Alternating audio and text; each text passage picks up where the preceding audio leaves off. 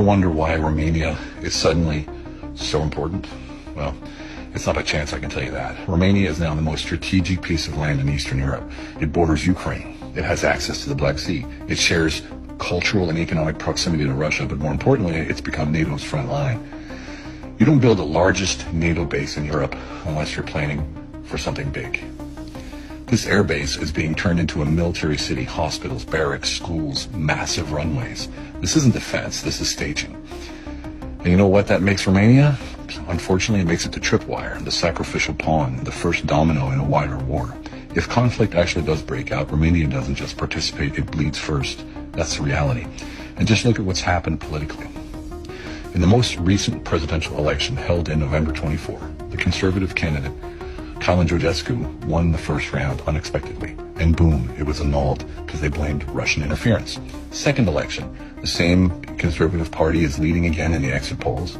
Momentum was his. And then, overnight, a pro-European candidate suddenly wins. Quietly, cleanly, as if scripted. And this time, France is caught meddling. Western interference, but this one, it's not annulled because they got the outcome that they wanted. So let's call it what it is. Two different rules, one for the East and one for the rest.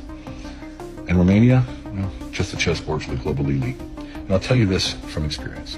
Back in 2000, I had an organization helping abandoned babies in Romania, working directly with local and national government. They welcomed us. They were grateful, cooperative, until the European Union got involved. An EU delegate came into our office yelling at us, furious. How dare we highlight this issue? How dare we draw attention to abandoned Romanian children?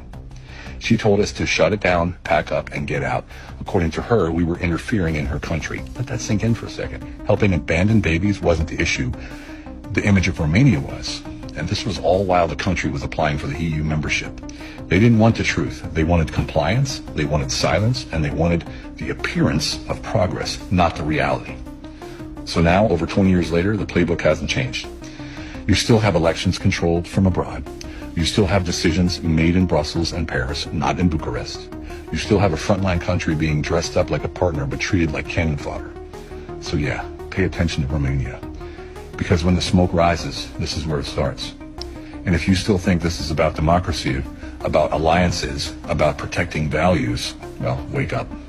This isn't strategy, it's sacrifice. Romania isn't being protected, it's being positioned. Positioned to burn first, while the suits in Brussels sip wine and talk about solidarity, while Washington runs logistics, while Berlin hesitates. And when the first shots are fired, don't say you weren't warned. Because Romania is a tripwire, the pawn, the acceptable loss. And history, well, history won't remember who followed orders. It'll remember who saw it coming and said nothing.